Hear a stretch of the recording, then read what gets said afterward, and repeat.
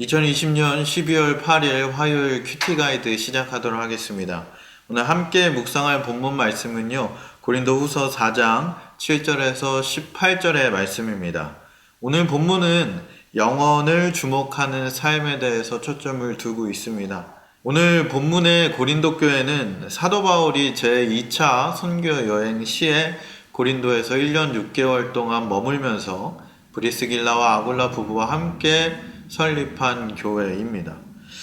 그러나 사도 바울이 선교지를 옮기게 되면서 고린도 교회 성도들은 신앙의 순결을 지키지 못하고 당시 고린도 지역의 이교 문화와 우상 숭배, 세속의 물결에 물들면서 타락의 길을 걷게 됩니다. 이런 교회에게 사도 바울은 지속적으로 편지하고 권면하면서 이 성도들이 다시 돌아올 것을 이야기하는데요. 오늘 말씀에서는 이 바울이 질그릇 같은 우리가 영원한 보배를 담고 있다, 이렇게 말씀을 하고 있습니다. 바울은 자신의 육체가 연약한 질그릇 같아서 환난을 당하여서 절망할 수밖에 없는 그런 상황을 이야기하고 있는데요. 7절 말씀을 보겠습니다. 우리가 이 보배를 질그릇에 가졌으니 이는 심히 큰 능력은 하나님께 있고 우리에게 있지 아니함을 알게 하려 함이라. 보배는요, 하나님의 말씀을 이야기합니다. 그리고 질그릇은 우리 연약한 인간을 뜻하는데, 하나님께서는 당신의 그 보배로운 영광을 깨지기 쉽고 값싸고 평범한 질그릇에 두시는 것을 보게 됩니다. 왜 이렇게 하셨을까요? 오늘 본문에 정확하게 드러내고 있는데요. 이는 심히 큰 능력은 하나님께 있고 우리에게 있지 아니함을 확실하게 드러내기 위함이라는 겁니다. 그래서 하나님께서 연약한 자들에게 이 능력을 사람에게 있지 않고 온전히 하나님께 있음을 드러내는 그런 이유에서 오늘 말씀은 계속해서 이야기하고 있습니다. 하지만 그럼에도 불구하고 이 바울의 삶을 봤을 때요, 대외적으로 핍박과 어려움을 당했고요, 내적으로는 답답한 일을 당하고 있다, 그렇게 기록을 합니다. 8절에서 9절 말씀입니다. 우리가 사방으로 우겨쌈을 당하여도 쌓이지 아니하며 답답한 일을 당하여도 낙심하지 아니하며 박해를 받아도 버림받지 아니하며 거꾸로 뜨림을 당하여도 망하지 아니하고. 여기서 우리가 사방으로 우겨쌈을 당하여도 쌓이지 아니하며, 이 말의 뜻은요, 뭔가 마치 포도즙을 짜기 위해서 쥐어 짜는 것 같은 그런 상황에 놓여서 조롱하는 자들이 자기를 빠져나갈 곳 없는 그런 궁지에 몰리게끔 했다는 이야기예요. 이어서요, 답답한 일을 당하여도 낙심하지 아니하며, 답답한 일을 당해서 빠져나갈 길이 없다는 겁니다. 소망을 완전히 잃어버려서 절망에 빠진 상태를 가리키는 거예요. 이어서 계속해서 말씀하고 있는 것은 박해를 받아도 버림받지 아니하며, 믿음 생활을 하지 못하도록 하는 그런 권력이 박해를 할지라도, 너무 심해서 살 소망이 없다 할지라도 우리 스스로가 자신을 완전히 버림받은 자처럼 여기지 않는다, 그렇게 이야기하는 겁니다. 이어서 거꾸로 뜨림을 당하여도 망하지 아니하고 라는 것은 핍박의 단계를 한 단계 넘어서서 죽을 고비를 가리키는 말이에요. 이런 어려움 속에 있을 때에 사도 바울은 위축되지 않는다라고 이야기합니다. 왜요?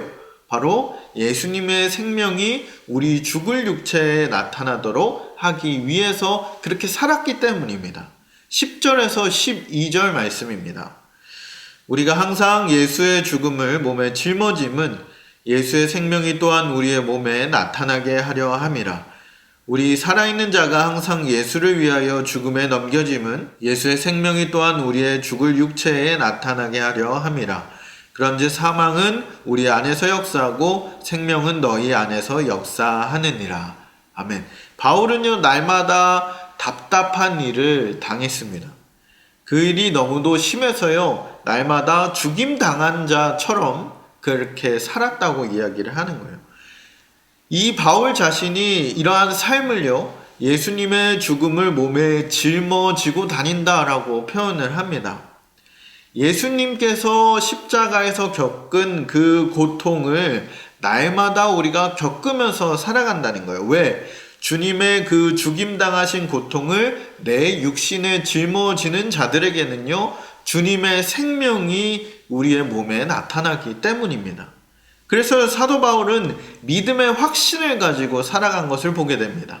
13절 말씀입니다. 기록된 바 내가 믿었으므로 말하였다 한 것 같이 우리가 같은 믿음의 마음을 가졌으니 우리도 믿었으므로 또한 말하노라. 주 예수를 다시 살리시니가 예수와 함께 우리도 다시 살리사 너희와 함께 그 앞에 서게 하실 줄을 아노라. 사도 바울은요, 시편 116편의 말씀을 인용을 합니다. 내가 하나님을 믿기 때문에 고통 중에서도 이렇게 할 수 있었다, 이렇게 말하고 있는 거예요. 옛날에 다윗이 모든 환난에서 하나님의 건져주심을 경험함으로 그런 신앙을 체험했던 것처럼 오늘 바울의 믿음은 복음을 증거하게 하는 그런 결과를 낳았다라고 확실하게 이야기하고 있습니다. 그래서 확실하게 고백하는 것은 겉사람은 낡아지나 우리의 속사람은 날로 새로워진다고 고백을 합니다. 16절 말씀 보겠습니다. 그러므로 우리가 낙심하지 아니하노니 우리의 겉사람은 낡아지나 우리의 속사람은 날로 새로워지는도다. 아멘. 겉사람은요, 피조물로서 죽을 운명에 있는 인간을 말합니다. 속사람은 믿음으로 거듭난 사람을 뜻하는 거예요. 그러므로 우리가 낙심하지 않는다는 거예요. 우리의 겉사람은 낡아지고 우리의 속사람은 날마다 새로워지기 때문에 우리는 낙심하지 않을 수 없습니다. 그냥 낙심하지 않는 그런 삶을 살아가게 된다는 거예요. 우리의 겉사람이 늙고 병들고 초라해지지만 우리 안에 계신 성령님으로 인해서 우리는 더욱더 능력 있는 삶을 살아가게 될 줄 믿습니다.